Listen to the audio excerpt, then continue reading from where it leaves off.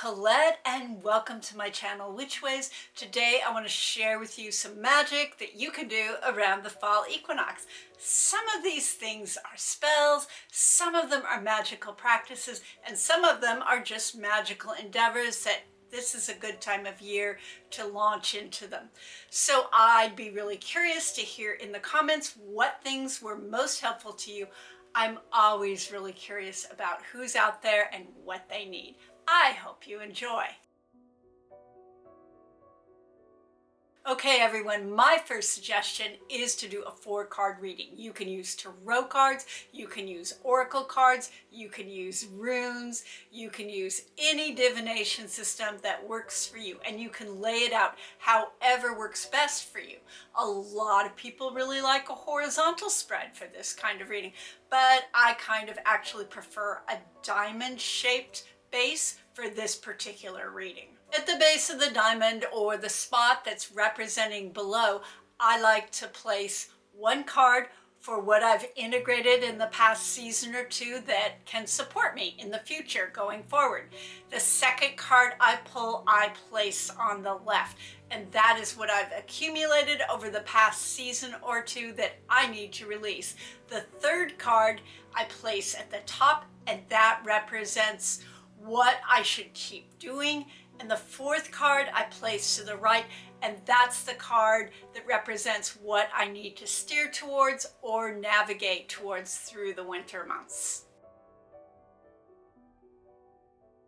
Okay, for me, the next thing that I like to do is to just start collecting fall objects from the outdoors to use in my spells and to place on my altars to give my magic a little boost. For me, this can include things like acorns for luck and prosperity, nuts in general, including the shells, fall leaves to represent the season and to use in releasing spells and rituals, and dried seed heads to represent the cycle of the whole year coming to completion and getting ready to rest and start a new cycle. I think especially as a beginner, if you're strongly connected to nature and the land, it might be really helpful to have things that represent the season available to you to work with and give your magic a boost.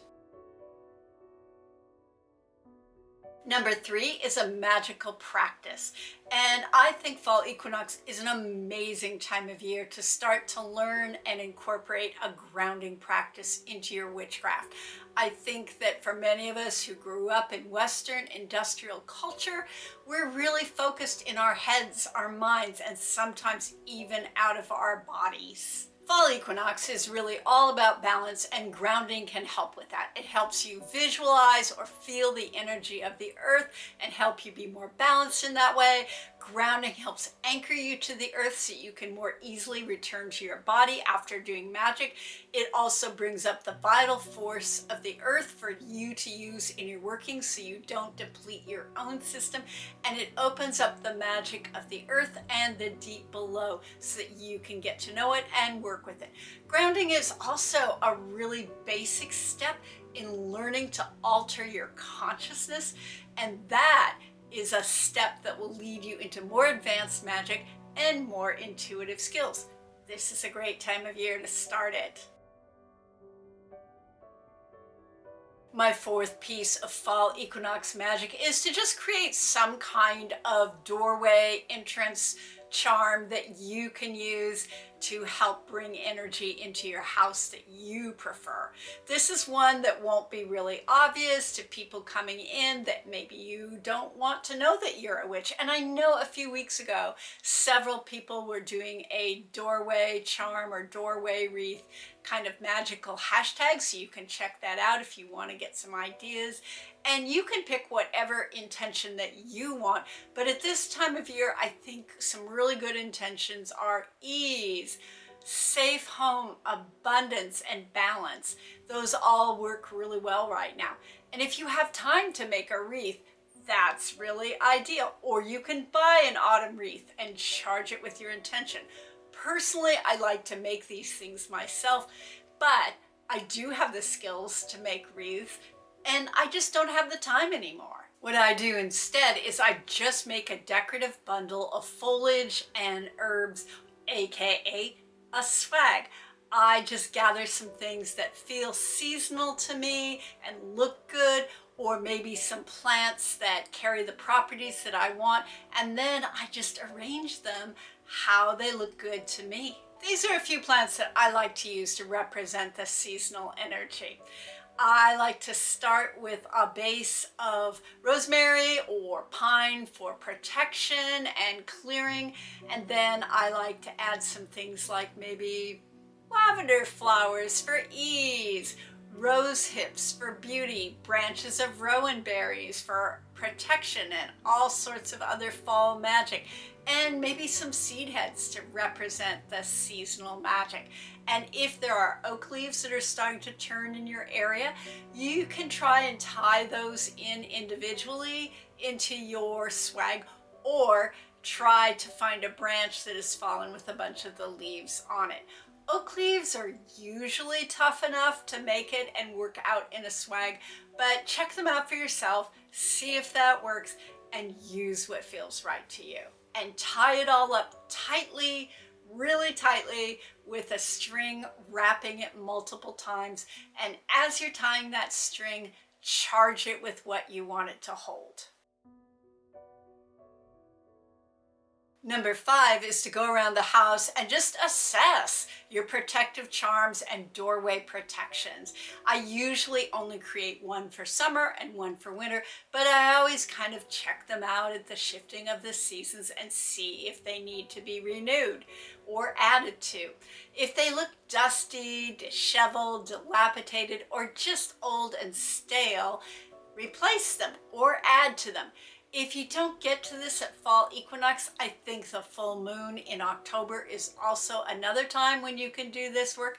And while you're at it, it's a good time to just kind of go around your house and look and see what you're done with magically, change out your altars, see any charms that you're just like, oh my God, I forgot I had that up. That was over 6 months ago, and just kind of do a little general cleaning up of your magical space. My 6th magical tip is to do a little donation magic at this time of year, particularly around food scarcity and housing scarcity. I know I talk about this a bit, but it's almost always a good thing to do. This one is a really simple practice where you pick a group that works with your chosen issues, light a candle, focus yourself, and as you write the check or make the donation, imagine that a bunch more people are coming and donating, and you are paving the way for that to occur. And of course, if you have the ability and the time to do something physical to help that group, that's even better. My 7th piece of magic is actually to create a small ritual. One possible way to do this is to take a relaxing shower, then do whatever you do to start a ritual, whether that's cast a circle or call beings or none of those things, and place on the floor a candle that represents summer sun to you or the summer season in a fireproof container, and then about 5 feet away, place a candle that represents the autumn season, or maybe even the winter if that feels easier and better for you. You want to place them about 5 feet apart, and you're going to walk between those 2 candles. Just start by taking several slow breaths and trying to focus on your intention of moving into alignment with the seasonal flow. Try to really picture the changing season in your body or picture it in your mind, and just take another minute and breathe that intention into the candles, and seeing that pathway between them as a gate that helps you move slowly and gradually at your own pace into the darker part of the year. When you're ready, you can walk that path through that gate, and I think it really helps to embody the magic when you get to the other side. If you have some kind of wonderful seasonal snack, this can really easily be adapted to be a group ritual. So the first person that goes through says something when they get to the other side, like, welcome to the darker part of the year, welcome to autumn. And then each person goes through that candle gate, and the people that have already gone through welcome them on the other side and say encouraging things and whatever they feel called to say about the season, and offer them the blessings of the season, and then have a wonderful harvest feast afterwards. This 8th one is a bit more of a magical tip. A lot of us get really inspired to learn new things in the fall. So it's a really good time to buy books or take classes. And if you live in the Pacific Northwest within commuting distance of Portland, I am just opening up interviews for my Magic, Self, and Spirit in-person program, and I'll put a link below to check out my website with information about that if you want. The equinox is also a really great time to assess the skills that you have and what you lack for whatever level of magic that you're doing, and to get some information about how to learn those things that you lack. And while we're talking about research, this is also a really good time of year to get to know land spirits and harvest spirits of your genetic background and your ethnicity. I don't think you can learn about deities from online searches, but you can at least get your names and then track down some more comprehensive resources about who they are and start to develop a relationship with them. My 9th piece of magic is just a very simple one. You just take a little dried alfalfa and place it in a jar, put it in the corner of your cupboard, and ask it to call into your home the food that you need to survive and thrive. And obviously, the problems of the culture are what are creating food scarcity for people so that people go hungry. And I don't think that magic by itself can fix those things. The whole structure needs to be shifted. But magic can open the door a little bit for magical actions and can allow that crack to occur that can start to change the culture. And my 10th and final tip is to go through your cupboard and notice what herbs and spices that you tend to use really frequently in your food, and then do a bit of research to find out what magical properties they hold. I think that it's a great time of year to do a little kitchen witchery, and when it feels appropriate, just sprinkle those herbs in your food and ask them to bring those magical properties into your life for you to embody.